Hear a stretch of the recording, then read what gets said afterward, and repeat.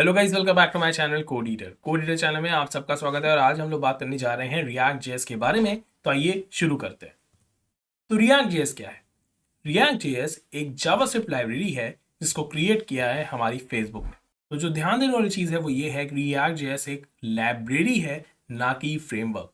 ये आपके interview point of view से काफ़ी अच्छा क्वेश्चन हो सकता है कि जावास्क्रिप्ट में रिएक्ट जेएस क्या है। तो वहाँ पे आप कंफ्यूज मत होइएगा। याद रखिएगा कि रिएक्ट जेएस एक लाइब्रेरी है और ये चीज़ उनके ऑफिशियल डॉक्यूमेंटेशन पे भी दी हुई है। ठीक है, तो it is a library not a framework. वहीं पे एंगुलर जेएस एक फ्रेमवर्क है। ठीक है, तो ये बात होगी रिएक्ट जेएस के बारे में कि रिएक्ट जेएस है क्या और इसको किसने क्रिएट किया है।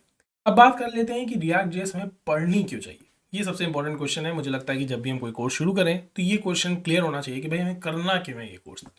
तो सबसे पहला रीजन ये है कि आप इससे खूब सारा पैसा कमा सकते हैं, क्योंकि रिएक्ट जेएस डेवलपर की जो सैलरी है वो बहुत बहुत बहुत ज़्यादा है। अभी इस रीज़न के बारे में हम लोग डिटेल में बात करेंगे कि ऐसा क्यों है। बट ये रीज़न आई थिंक काफ़ी ज़्यादा मोटिवेटिंग है कि आपको क्यों रिएक्ट जेएस पढ़नी चाहिए। दूसरा रीज़न ये है कि आप इससे काफ़ी ज़्यादा टाइम सेव कर सकते हो, मतलब बहुत ज़्यादा टाइम आप सेव कर सकते हो बाय यूजिंग रिएक्ट जेएस। मतलब अगर आप जावास्क्रिप्ट डेवलपर रह चुके हो और आप अभी जावास्क्रिप्ट में ही वेबसाइट बनाते हो तो बेटर ऑप्शन है कि आप रिएक्ट जेएस से वो एप्लीकेशन बनाओ, क्योंकि इससे आपका काफ़ी ज़्यादा टाइम सेव हो सकता है।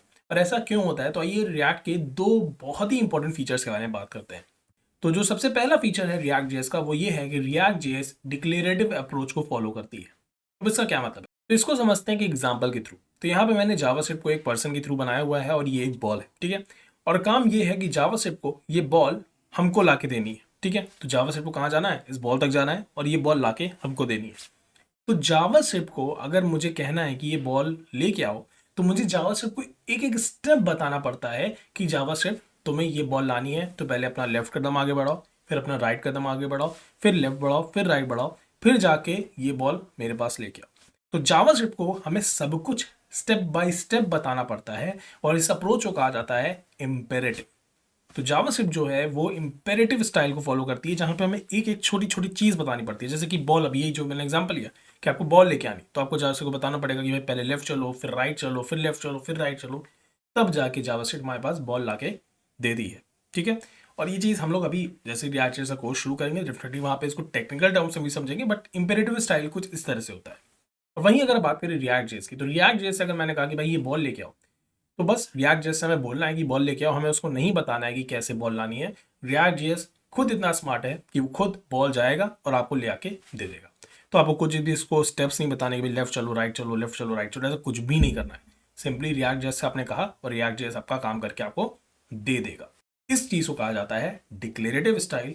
तो यही चीज रिएक्ट जेएस फॉलो करती है। तो इससे आपका काफी ज्यादा टाइम सेव होता है, काफी ज्यादा टाइम सेव होता है, क्योंकि आपका जो कोड है वो कम लाइन का हो जाता है, क्योंकि आपको कुछ ज़्यादा बताना नहीं पड़ा। जावास्क्रिप्ट के कोड में आपको खूब सारी चीज़ें बतानी पड़ेंगी स्टेप बाय स्टेप। वहीं पे रिएक्ट जेएस में आपको ऐसा नहीं करना पड़ता। और ये जैसे ही हम लोग करेंगे अपना रिएक्ट जेएस पे कोडिंग स्टार्ट करेंगे तो ये चीज़ वहाँ पे और भी अच्छे से क्लियर हो जाएगी। वहीं हम दूसरे फीचर की अगर बात करें तो रिएक्ट जेएस में एक चीज़ होती है रीयूजेबल कंपोनेंट्स की। रिएक्ट जेएस में हर चीज़ कंपोनेंट है और हर कंपोनेंट को आप कई बार यूज़ कर सकते हो। तो इससे क्या होता है कि आप बहुत ज़्यादा टाइम सेव कर लेते हो, क्योंकि भाई आपने एक कंपोनेंट बनाया, अब आप लेट्स से आपने एक बटन कंपोनेंट बनाया। अब उस बटन कंपोनेंट को हर एक पेज में, मतलब जहाँ जहाँ भी आपको बटन की ज़रूरत है, आप उस बटन कंपोनेंट का यूज़ कर सकते हो।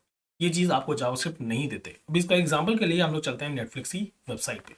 ओके, तो हम लोग आ गए हैं नेटफ्लिक्स पे और यहाँ पे आप जितनी भी चीज़ें देख रहे हैं ये सब कंपोनेंट्स पे बेस्ड है। जैसे कि अगर फॉर एग्जांपल ये हेडिंग की बात करें, हो सकता है ये भी कंपोनेंट में हो। ये जो आप ईमेल एड्रेस का ये टैब दिख रहे हैं ये भी कंपोनेंट बेस्ड हो। साइन, ये जो साइन इन बटन है, ये सब चीज़ें देख रहे हैं ये भी कंपोनेंट हो। और सबसे बेस्ट एग्जांपल तो मुझे ये लगा कि अगर आप ध्यान से देखेंगे तो आप देख रहे हैं ना, एक बॉक्स बन के आ रहा है, उसके अंदर एक इमेज है और एक टेक्स्ट है। अब यही चीज़ यहाँ पे भी है, यही सेम चीज़ यहाँ पे भी है, यही सेम चीज़ यहाँ पे भी है। यहाँ पे किया क्या होगा नेटफ्लिक्स ने, यहाँ पे सिंपली उन्होंने कंपोनेंट का रीयूज किया होगा। सिर्फ इमेज चेंज की, टेक्स्ट चेंज किया और बस copy paste, copy paste, copy paste. तो उनको बार बार इस कंपोनेंट को बनाने की जरूरत नहीं पड़ी। और अगर अभी भी आपको नहीं क्लियर हो रहा है कि कंपोनेंट क्या है तो भाई घबराना नहीं है, ये सब एक इंट्रोडक्टरी लेक्चर है, आपको एक ओवरव्यू देने के लिए है।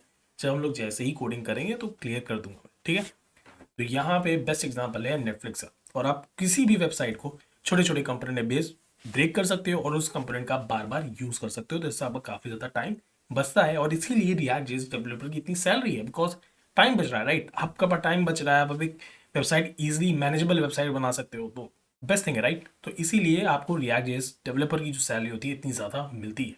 यही रीज़न है कि आपको क्यों इतनी सैलरी दी जा रही है as a react JS developer. तो आई होप आपको वीडियो अच्छा लगा होगा। अगर आपको वीडियो अच्छा लगा है तो इसे लाइक ज़रूर से करिएगा। अगर आप इस चैनल पर नए हैं तो सब्सक्राइब जरूर से करिएगा, क्योंकि मैं डेली नए वीडियोस अपलोड करता हूँ। रेगुलरली मेरे चैनल पर नए नए कोर्सेज अपलोड होते रहते हैं। ये हमारी इंस्टाग्राम आईडी है, इसको भी आप ज्वाइन कर सकते हैं। आप मुझसे डायरेक्टली इंटरेक्ट कर सकते हैं। कोर्सेज से रिलेटेड जो भी अपडेट्स होते हैं वो मैं इंस्टाग्राम आईडी पे देता हूँ। तो मिलते हैं हम लोग नेक्स्ट वीडियो में, तब तक के लिए बाय बाय।